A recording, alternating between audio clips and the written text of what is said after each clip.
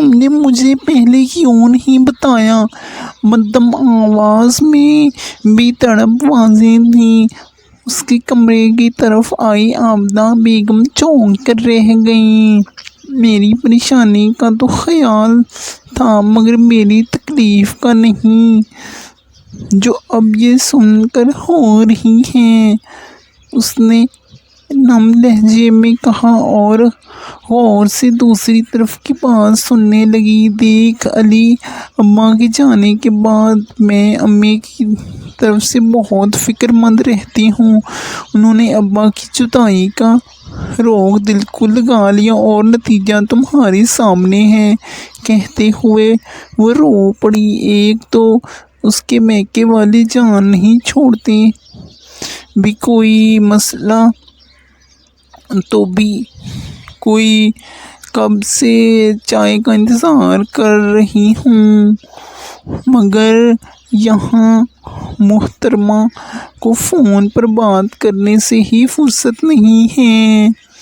آبدہ بیگم نے جیسے ہی اس کے منہ سے علی کا نام سنا تو دل بنا گئی، کیونکہ عالیہ کے قریب بائی سے وہ اچھی طرح واقف تھے۔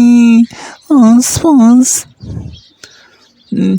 آؤٹ ڈور سرگرمیاں عالیہ کہاں ہو؟ کب سے آوازیں دے رہی ہوں۔ انہوں نے اونچی آواز میں پکارا تو اس نے گھبرا کر خدا حافظ کہتے ہوئے فون بند کیا اور اپنی آنکھیں صاف کرتی تیزی سے کمرے سے باہر نکل گئی۔ علی کا فون تھا، بتا رہا تھا کہ امی کی ECG ٹھیک نہیں آئی۔ ڈاکٹر نے مزید ٹیسٹ بتائے ہیں کہ کہیں انہیں دل کا مسئلہ تو وہ پریشانی سے بتانے لگی۔ اس عمر میں ایسی تکلیفیں ہو ہی جاتی ہیں۔ سر میں درد ہو رہا ہے، جلدی سے چائے بنا دو، بیزاری سے کہتے ہوئے وہ لاؤنج کی طرف بڑھ گئیں۔ عالیہ نے لب کاٹتے ہوئے انہیں وہاں سے جاتے دیکھا۔ کیا میرا قصور یہ ہے کہ میں غریب گھرانے سے تعلق رکھتی ہوں، اس لیے بھی مجھے اور میرے گھر والوں کو عزت نہیں ملی؟ آج پھر وہ مایوس ہو کر منفی ہو رہی تھی۔ چائے چولہے پر رکھ کر وہ ماں کے بارے میں سوچنے لگی۔ 2 سال پہلے باپ کی موت نے اسے بہت خوف زدہ کر دیا تھا۔ وہ ہر لمحہ ماں کی صحت و سلامتی کے لیے فکر مند رہتی، دعا کرتی، مگر آزمائش بڑھتی ہی جا رہی تھی۔ اچانک علی کی نوکری ختم ہو گئی، جس کی وجہ سے ان کے حالات بہت خراب ہو گئے۔ پہلے ہی وہ سفید پوشی کا بھرم رکھ کر جی رہے تھے، مگر بڑھتی مہنگائی، بیوی اور 2 بچوں کے ساتھ ماں کی بیماری کا خرچ اٹھانا آسان نہیں تھا۔ علی نے اس سے بھی مدد نہیں مانگی، حالانکہ وہ بڑی بہن تھی اور کھاتے پیتے گھرانے میں بیاہی گئی جہاں وہ اکلوتی بہو تھی، مگر سسرال میں سارا کنٹرول اس کی ساس اور شوہر حمزہ کے ہاتھ میں تھا۔ وہ اپنے خیالوں میں کھوئی ہوئی تھی۔ جب 9 سالہ موسیٰ بھاگتا ہوا کچن میں داخل ہوا، اس نے چونک کر بیٹے کی طرف دیکھا۔ امی، بہت گرمی لگ رہی ہے، جلدی سے مینگو شیک بنا دیں، اس نے سرخ چہرے کے ساتھ کہا تو وہ سر ہلانے لگی۔ تم دادو کے پاس جا کر بیٹھو، میں چائے بنا کر لا رہی ہوں، اس نے مصروف انداز میں کہا تو وہ کچن سے باہر چلا گیا۔ کچھ دیر کے بعد وہ آبدہ بیگم کی چائے اور موسیٰ کا مینگو شیک لے کر لاؤنج میں داخل ہوئی۔ آبدہ بیگم خوشگوار موڈ میں لاڈلے پوتے سے باتیں کر رہی تھیں۔ رات کے کھانے میں چاول ضرور بنا لینا، آج روٹی کھانے کا دل نہیں کر رہا۔ عالیہ نے گہری سانس لے کر ان کے نئے حکم کو سنا۔ اس کا ارادہ تھا کہ حمزہ کے آتے ہی کچھ دیر کے لیے ماں سے ملنے چلے جائیں، مگر عابدہ بیگم کی فرمائش پوری کیے بغیر وہ گھر سے باہر نہیں جا سکتی تھی۔ بے دلی سے کچن میں آ کر چاول بنانے کی تیاری کرنے لگی۔ ذہن میکے میں ہی اٹکا ہوا تھا۔ مغرب کے وقت تھکا ہارا حمزہ گھر میں داخل ہوا تو وہ سب بول کر اس کی خدمت کرنے لگی۔ یہ گھر کا خرچہ اور آپ کا جیب خرچ۔ رات کو کھانے کے بعد حمزہ ماں کے ساتھ بیٹھ کر حساب کتاب کرتے ہوئے پیسے دے رہا تھا۔ جب چائے بنا کر لائی، عالیہ ٹھٹک کر رک گئی۔ عابدہ بیگم نے اس کا ٹھٹکنا محسوس کر لیا، اسی لیے جلدی سے پیسے بٹوے میں رکھتے ہوئے اسے گھورا۔ وہ سر جھٹک کر آگے بڑھی۔ حمزہ نے کچھ نوٹ موسیٰ کو بھی تھما دیے، جو اس نے فوراً اپنے منی باکس میں رکھ دیے۔ اس کے منی باکس میں ہر مہینے ایسے کئی سرخ نوٹ جمع ہوتے تھے جنہیں وہ خرچ نہیں کرتا، کیونکہ اس کی نوبت ہی نہیں آتی تھی۔ حمزہ بغیر کہے اس کی ہر ضرورت اور منہ سے نکلی ہر خواہش پوری کر دیتا تھا۔ بابا، آپ نے امی کو پاکٹ منی نہیں دی؟ موسیٰ نے غور سے دادوں کے بٹوے کو دیکھا۔ حمزہ ہنس پڑا۔ تمہاری امی نے پیسوں کا کیا کرنا ہے؟ سارے پیسے گھر میں ہی تو رکھے ہوتے ہیں، حمزہ نے لاپرواہی سے کہا۔ عالیہ کچھ کہتے ہوئے رک گئی۔ تو اور کیا، کپڑوں سے لے کر ضرورت کی ہر چیز تو مل جاتی ہے۔ اچھا کھانا پینا، پہننا اوڑھنا، الگ سے پیسے کیا دیتے؟ عابدہ بیگم نے منہ بنا کر کہا۔ دادو، آپ پیسوں کا کیا کرتی ہیں؟ آپ کو بھی تو سب کچھ مل جاتا ہے نا؟ موسیٰ کی ذہانت سے چمکتی نگاہوں میں سوچ کا عکس تھا، جیسے اسے دوہرے معیار کی سمجھ میں نہیں آئی کہ ہر چیز دادوں کا حق ہے۔ وہ اس کی ماں کے لیے کیسے بیکار تھی۔ فضول کے سوال مت کیا کرو، مجھ پر کئی طرح کی ذمہ داریاں ہیں۔ تمہاری دونوں پھوپھیوں اور ان کے بچوں کو کچھ دینا دلانا بھی پڑتا ہے۔ کبھی کسی چیز کی ضرورت پڑ جاتی ہے، پیسے پاس ہونے چاہیے، عابدہ بیگم نے ڈپٹ کر کہا۔ تو وہ منہ بناتا وہاں سے اٹھ کر چلا گیا۔ 2 سالہ عالیہ کی رونے کی آواز سن کر عالیہ بھی کمرے میں چلی گئی۔ سب جانتی ہوں اس کی ماں پٹی پڑھاتی ہے، ورنہ بچے کو کیا سمجھ؟ وہ بڑبڑائی۔ حمزہ نے چونک کر دیکھا، اس کی تیوری چڑھ گئی، اس لیے جب کمرے میں آیا تو موڈ آف تھا۔ عالیہ سے بات کیے بغیر وہ عالیہ سے کھیلنے لگا۔ وہ جو اسے اپنی ماں کی بیماری کے بارے میں بتانا چاہ رہی تھی، اس کا سنجیدہ موڈ دیکھ کر بے بسی سے ہاتھ ملنے لگی۔ یا بیٹے کو اپنی پٹی پڑھا کر بھی سکون نہیں ملا؟ جو اتنی بے چین پھر رہی ہو، اسے کمرے میں یہاں سے وہاں چکر لگاتے دیکھ کر وہ طنزیہ لہجے میں مخاطب ہوا۔ وہ چونک کر اسے دیکھنے لگی۔ میں نے موسیٰ کو کچھ نہیں سکھایا، وہ آج کا بچہ ہے جو بہت کچھ دیکھتا اور محسوس کرتا ہے۔ بہرحال میں پہلے ہی امی کی وجہ سے پریشان ہوں، بے بسی سے کہتے ہوئے وہ سر تھام کر بیٹھ گئی۔ وہ چونک کر وہ سیدھا ہو کر بیٹھ گیا۔ کیا ہوا؟ اس کے پوچھنے کی دیر تھی۔ وہ پھوٹ پھوٹ کر رو پڑی اور ماں کی بیماری کے بارے میں بتانے لگی۔ تم نے مجھے شام میں کیوں نہیں بتایا؟ ہم شام میں دیکھ آتے۔ وہ فکر مندی سے گویا ہوا اور اسے تسلی دینے لگا۔ اگلے دن موسیٰ کو اسکول چھوڑ کر وہ اسے لے کر سسرال چلا گیا۔ عابدہ بیگم کو پتہ چلا تو وہ جل بھن کر رہ گئی۔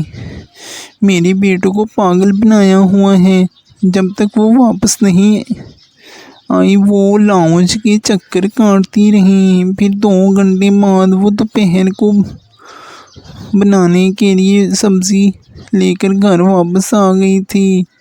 اتنی دیر لگا دی، دوپہر کا کھانا کب بنے گا پتہ نہیں کہ میں شوگر کی مریضہ ہوں، وقت پر کھانا کھاتی ہوں۔ وہ بلا وجہ ہی غصے میں بول رہی تھیں۔ عالیہ نے جواب نہیں دیا اور تیزی سے کچن کی طرف بڑھ گئی، جبکہ حمزہ ہانیہ کو گود میں اٹھائے اندر داخل ہوا تو وہ فوراً چپ ہوئی۔ آنٹی تو بہت کمزور ہو گئی ہیں، آپ بھی کسی دن ان کا حال پوچھ لیجیے گا۔ اس نے ہانیہ کو ان کے پاس بٹھایا اور فکر مندی سے کہتا ہوا کام پر چلا گیا۔ اس کا اپنا ذاتی کاروبار تھا جو بہت اچھا چل رہا تھا، اس لیے گھر میں کسی چیز کی کمی نہیں تھی۔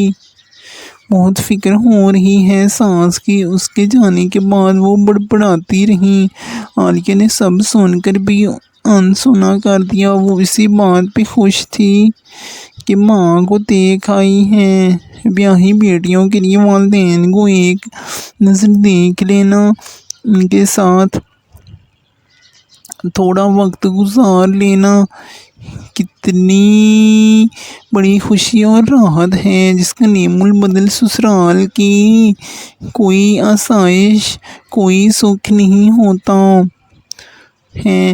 مسالہ بھونتے ہوئے اس نے نم آنکھوں سے سوچا، ماں کی بیماری اور میکے کے برے حالات نے اسے بہت زود رنج بنا دیا تھا۔ وہ بے بس تھی، ان کے لیے کچھ نہیں کر سکتی تھی سوائے دعا کی، اس لیے صدقے دل سے دعا کرنے لگی۔ آپ سے ایک بات کہنی تھی۔ وہ کئی دنوں سے ایک بات سوچ رہی تھی کہ حمزہ سے اس کے بارے میں بات کرے، مگر ہمت نہیں بڑھ رہی تھی۔ حمزہ نے سوالیہ نظروں سے اسے دیکھا تو وہ تھوک نگل کر مناسب الفاظ سوچنے لگی۔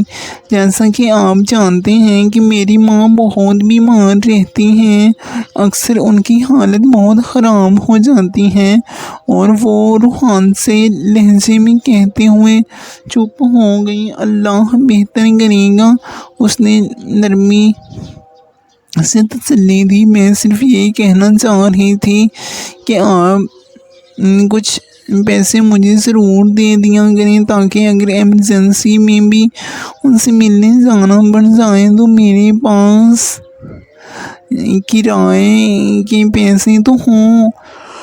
اس نے جلدی سے کہا۔ وہ چونک گیا۔ اللہ خیر کرے، اتنی بھی کیا ایمرجنسی ہو سکتی ہے؟ اگر ایسا کچھ ہو بھی تو تم اماں سے پیسے مانگ سکتی ہو یا مجھے فون کر دینا، میں فوراً گھر آ جاؤں گا، اس نے سنجیدگی سے کہا۔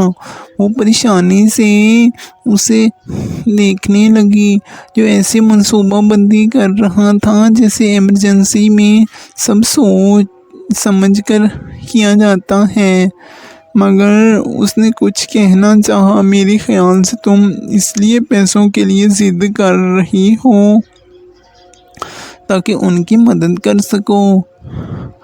بے فکر رہو، میں علی کو ہر مہینے راشن اور کچھ رقم بھیج دیا کروں گا جب تک اس کی نوکری نہیں لگ جاتی۔ اس کے کہنے پر عالیہ کا چہرہ سرخ ہو گیا۔ اسے اس بات کی خوشی نہیں ہوئی کہ وہ اس کے گھر والوں کا خیال رکھ رہا ہے، بلکہ اپنی कम आएगी का एहसास शिद्दत से जागा तो वो मज़ीद बहस करने के बजाय कमरे से बाहर चली गई। हमज़ा ने नागवारी से सर झटका। अम्मा ठीक कहती हैं, पैसे देने की क्या ज़रूरत है जब घर में किसी चीज़ की कमी नहीं है। वो बड़बड़ाने लगा। दरअसल वो उन मर्दों में से था जो अपनी मर्ज़ी से जितने चाहे पैसे खर्च कर देते, मगर बीवी को एक धेला देते हुए भी सोच में पड़ जाते थे। उनका इतना हौसला ही नहीं होता है कि अपनी कमाई का कुछ हिस्सा बीवी के उन हाथों पर रख कर सकें जो उसकी मेहनत, तरक्की, खैर व आफियत के लिए हमेशा रब की बारगाह में उठे रहते हैं बगैर किसी गर्ज और सिले के। आलिया ने पहले तो किसी तरह सब्र शुक्र से वक्त गुजार लिया था, मगर अब अक्सर उसे पैसों की ज़रूरत पड़ जाती तो उसके पास कुछ नहीं होता। सारा खर्चा आमना बेगम या हमज़ा के हाथ में होता। उसे हर चीज़ के लिए उनकी तरफ देखना पड़ता। उसने कई बार हमज़ा को समझाना चाहा, मगर वो इस बारे में बात करने से पहले खत्ते से उखड़ जाता था। अम्मी, आइसक्रीम वाला आया है, जल्दी से पैसे दें। मूसा जोश होकर तेज़ी से भागता हुआ कमरे में दाखिल हुआ तो आलिया को तैयार करती आलिया चौंक गई। मेरे पास पैसे नहीं हैं, दादों से पूछ लो, उसने संजीदगी से कहा। उफ, आइसक्रीम कौन सी महंगी होती है, आपके पास थोड़े से पैसे भी नहीं हैं? उसने हैरानी से सवाल किया तो वो नफ़ी में सर हिलाकर रुख फेर गई। दादो तो वॉशरूम में हैं, आइसक्रीम वाला चला जाएगा।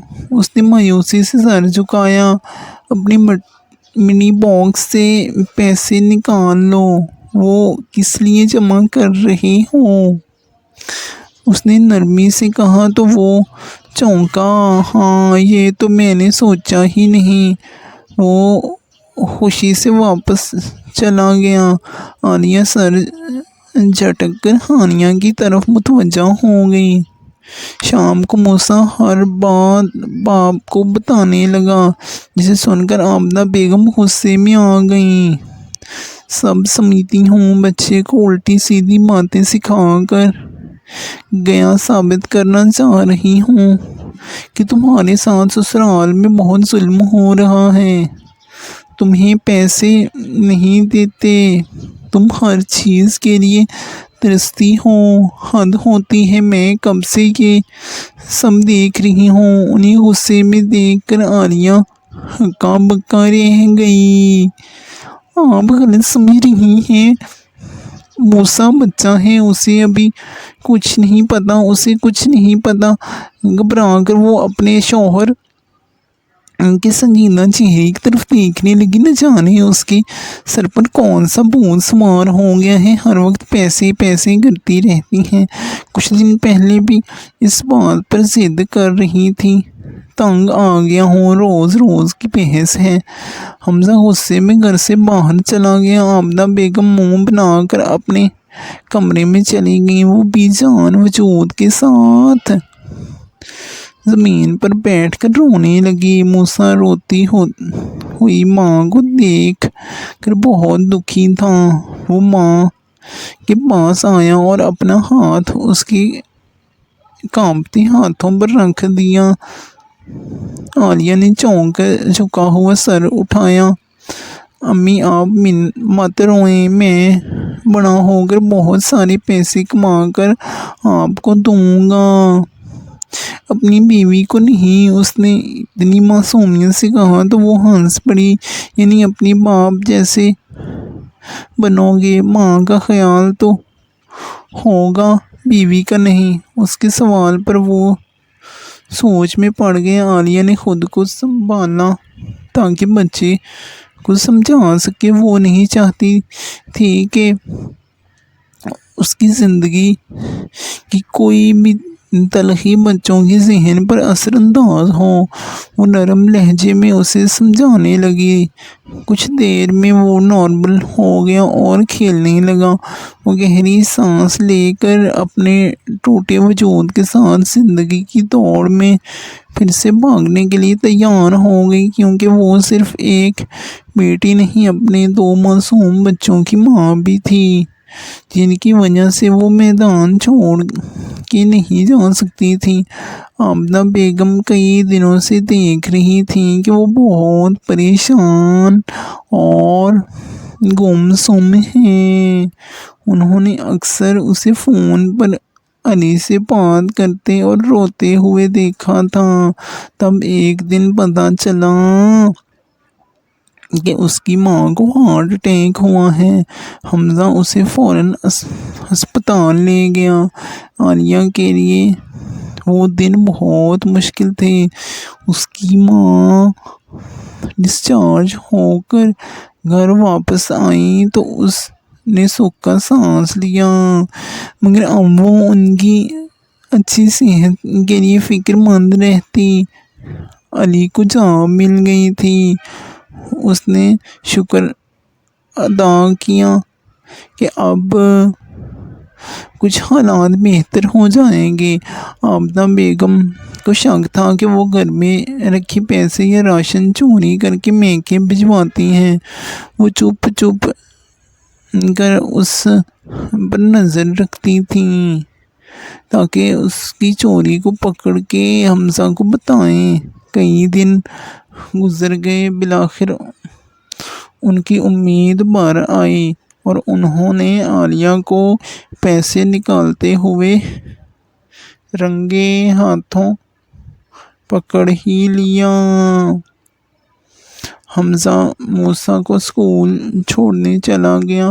عابدہ بیگم بہت دیر سے نوٹ کر رہی تھیں کہ وہ بہت گھبرائی ہوئی ہیں اور بار بار فون کی طرف دیکھ رہی ہیں۔ اسی کیفیت میں اس نے جلدی جلدی دوپہر کے کھانے کی تیاری کی، ماسی سے کام کروایا۔ ماسی کے جاتے ہی اچانک فون بجنے لگا۔ اس نے بھاگ کر موبائل اٹھا کر کان سے لگایا۔ یہ چھوٹا سا موبائل فون حمزہ نے گھر کے مختلف کاموں کے لیے اسے دیا ہوا تھا۔ سب کی کالز اسی نمبر پر آئی تھیں۔ ہیلو علی، اس نے گھبرائے لہجے میں کہا تو عابدہ بیگم کے کان کھڑے ہو گئے۔ عالیہ کے چہرے کا رنگ اڑ گیا۔ اس کے ہاتھ سے فون گرا اور وہ روتے ہوئے تیزی سے اپنے کمرے کی طرف بھاگی۔ لگتا ہے بیچاری کی ماں گزر گئی۔ عابدہ بیگم کو پہلا خیال یہی آیا۔ اس وقت وہ ہانیہ کو گود میں اٹھائے کمرے سے باہر نکلی۔ اچانک کچھ یاد آنے پر رکی اور تیزی سے موسیٰ کے کمرے کی طرف بڑھ گئی۔ عابدہ بیگم بھی اس کے پیچھے ہیں۔ انہوں نے کمرے میں جھانکا تو اچھل پڑیں۔ وہ موسیٰ کی منی باکس کو کھول کر جلدی میں پیسے نکال کر اپنے بیگ میں رکھ رہی تھی۔ شرم نہیں آئی؟ بچے کے پیسے چوری کرتے ہوئے وہ غصے میں بولتی کمرے میں داخل ہوئیں۔ وہ چونک گئی۔ آپ غلط سمجھ رہی ہیں، مجھے کچھ پیسوں کی ضرورت تھی، اس لیے۔ اس نے جلدی میں کچھ کہنا چاہا مگر وہ غصے میں چلانے لگیں۔ وہ انہیں بولتا دیکھ کر خاموشی سے کمرے سے باہر چلی گئی۔ ابھی بتاتی ہوں حمزہ کو۔ اتنی ہمت اس کی عالیہ کو بیرونی دروازے کی طرف بڑھتا دیکھ کر وہ غصے میں بھری فون کی طرف بڑھی اور حمزہ کو کال ملا کر فوراً گھر بلایا۔ کچھ دیر بعد پریشان اور گھبرایا حمزہ گھر آیا تو ماں کی زبانی ساری بات سن کر ساکت رہ گیا۔ وہ مجھے تو کال کر کے بتا سکتی تھی، یہ فون اسی لیے گھر چھوڑا تھا۔ اس نے حیرانی سے سوچا اور کچھ دور پڑے فون کو دیکھا۔ آنے دو اسے، بس بہت ہو گئی۔ اسے اچھی طرح سمجھا دینا کہ یہاں رہنا ہے تو وہ غصے میں کہنے لگی، تو بے زبان جانور بن کر رہو۔ اچانک سرد لہجے میں بولتی وہ گھر میں داخل ہوئی تو وہ دونوں چونک گئے۔ کہاں گئی تھی تم مجھے بغیر بتائے؟ وہ آستین چڑھاتا غصے میں آگے بڑھا۔ اسی لمحے اس کی نگاہ آہستہ آہستہ چلتے ہوئے موسیٰ پر پڑی جس کے سر پر پٹی بندھی ہوئی تھی۔ اپنے زخمی بیٹے کو لینے اس نے سخت لہجے میں کہا تو وہ دونوں ساکت رہ گئے۔ ایک عورت اپنی ذات کے ہر دکھ کو ہنس کر برداشت کر لیتی ہے، مگر ایک ماں اپنی اولاد کی تکلیف کے سامنے بھی کبھی کمزور نہیں پڑ سکتی کہ یہ اس کی ممتا کی ہار ہے۔ اس نے طنزیہ نگاہ ان دونوں پر ڈالی۔ حمزہ نے آگے بڑھ کر موسیٰ کو سنبھالا اور کرسی پر بٹھایا۔ عابدہ بیگم بھی اس کے پاس آ کر سوال کرنے لگی، بابا میں اسکول میں سیڑھیوں سے گر کر بے ہوش ہو گیا، مس نے میرے گھر فون کیا تو امی فوراً مجھے لینے آئیں۔ اس نے کمزور لہجے میں بتایا، تم مجھے تو بتا سکتی تھی۔ حمزہ نے شکایتی نگاہ اس پر ڈالی، کیا بتاتی؟ آپ کی ماں نے کچھ سنے بغیر مجھے چھوڑنے کہہ کر شور مچا دیا۔ میرے پاس اتنا وقت نہیں تھا کہ میں انہیں وضاحت پیش کرتی۔ اس نے کھلے لہجے میں کہا، میں سمجھی تم اپنے بھائی سے بات کر رہی ہو۔ عابدہ بیگم نے مدھم لہجے میں کہا۔ وہ طنزیہ مسکرائی، ہاں اسی کے فون کا انتظار تھا۔ آج میری ماں کی رپورٹس آنی تھیں، اس لیے صبح سے بے چین تھی۔ جب اسکول سے فون آیا تو میں سمجھی علی کا ہے، اس لیے نمبر دیکھے بغیر فون اٹھا کر اس کا نام لیا، مگر اس نے تفصیل بتائی تو وہ شرمندہ ہو گئیں۔ آج اگر میرے بیٹے کا منی باکس نہ ہوتا تو میں اسے لینے بھی نہیں جا سکتی تھی۔ اس لیے کئی بار کہا تھا کہ گھر میں کوئی بھی ایمرجنسی ہو سکتی ہے، مگر آپ کو تو اعتبار ہی نہیں ہے، اس نے افسوس سے کہا اور دونوں بچوں کو لے کر کمرے کی طرف بڑھ گئی۔ اتنے سالوں میں حمزہ پہلی بار اس کے سامنے شرمندہ ہوا تھا۔ کئی دن دونوں کے درمیان کام کے علاوہ کوئی بات نہیں ہوئی۔ وہ ناراض تھی، اس لیے کسی سے بات نہیں کر رہی تھی۔ عابدہ بیگم بھی کسیانی ہو کر ادھر ادھر مصروف رہیں۔ کچھ دنوں کی بات ہے، سب بھول بھال جائیں گے، وہ مطمئن تھیں۔ کچھ دن بعد سچ میں ایسا ہی ہوا۔ جب مہینے کے شروع ہوتے ہی حمزہ حسب معمول تنخواہ کے پیسے گھر لایا تو سب سے پہلے ماں کو ان کا جیب خرچ دیا۔ یہ پیسے صرف ان کی ذاتی خواہشوں کے لیے تھے، باقی ہر خرچہ حمزہ پورا کرتا۔ وہ ماں کو پیسوں کے لیے پریشان یا تنگ نہیں دیکھنا چاہتا تھا، اس لیے ہر مہینے ایک بڑی رقم انہیں پاکٹ منی کے نام پر دیتا تاکہ وہ اپنی مرضی سے جو دل چاہے کریں۔ عابدہ بیگم نے خوش ہو کر جلدی سے پیسے بٹوے میں رکھ لیے۔ اب وہ منتظر تھیں کہ حمزہ گھر کے خرچے کے پیسے بھی تھمائے تاکہ وہ انہیں سنبھال لیں۔ حمزہ نے موسیٰ کو اس کی پاکٹ منی دی جو فوراً منی باکس میں چلی گئی۔ عالیہ وہاں سے جانے لگی تو اس نے پکارا، آج سے گھر کا خرچہ تم چلاؤ گی؟ یہ تمہاری پاکٹ منی اور یہ گھر کا خرچہ ہے، اس نے سنجیدگی سے کہا، اور ساکت کھڑی عالیہ کو پیسے پکڑائے۔ اس نے حیران نگاہوں سے پہلے اسے اور پھر بت بنی عابدہ بیگم کو دیکھا۔ وہ بے یقین نگاہوں سے بیٹے کو دیکھ رہی تھیں۔ موسیٰ حیرت اور خوشی سے ماں کے ہاتھ میں رکھے ڈھیر سارے پیسے دیکھ رہا تھا۔ حمزہ نے ایک نظر میں سب کے چہروں کو پڑھا، جس میں اس کا ماضی، حال اور مستقبل صاف نظر آ رہا تھا۔ اس نے نرمی سے اپنی ماں کے ہاتھ تھامے اور بوسہ دے کر آنکھوں سے لگایا۔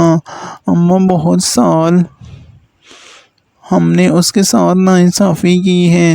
اس دن آپ نے بغیر سوچے سمجھے الزام لگا کر اس کی عزت نفس کو کچل دیا۔ اس الزام کی تلافی میں آپ کا بیٹا ہو کر یہ کر رہا ہوں تاکہ دونوں جہاں میں ہم ماں بیٹا سرخرو ہوئیں۔ ویسے بھی میں اس گھر کا سربراہ ہوں، میں رب کے آگے سب کے لیے جواب دہ ہوں گا۔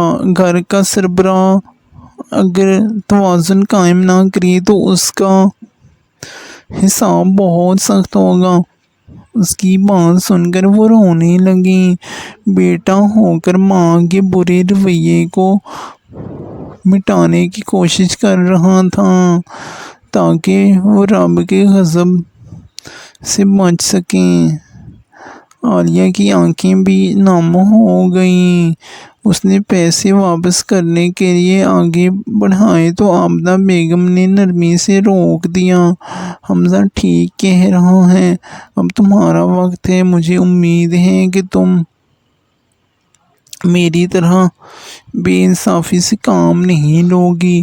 وہ دھیرے سے مخاطب ہوئیں اور وہاں سے اٹھ کر اپنے کمرے میں چلی گئیں۔ حمزہ بھی نماز پڑھنے چلا گیا۔